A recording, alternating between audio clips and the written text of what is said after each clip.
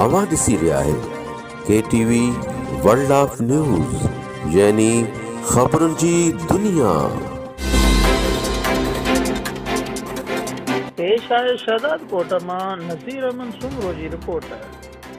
सिंध तरक्की पसंद party तालके municipal committee ऐं ज़िले फ्रंटनि जे उहिदेदारनि जो इजलास।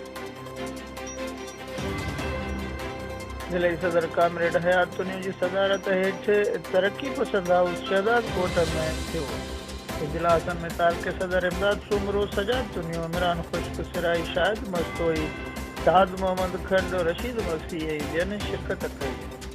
इजलास में तंज़ीमी ऐं सियासी सूरत हाल ते तफ़सीली गौर वीचार कंदे अहम फ़ैसिला कया विया। इजलास में शहर अंदरि वधंदड़ गंदगी ऐं ख़ासि करे बरसाति खां पोइ शहर जे अहम रोडनि ऐं महलनि में बरसाति जो पाणी निकाल न करणु ऐं अध में रहियल तरक़ियाती कम मुकमल न कराइण ख़िलाफ़ मरहलेवार तहरीक जो ऐलान कयो वियो।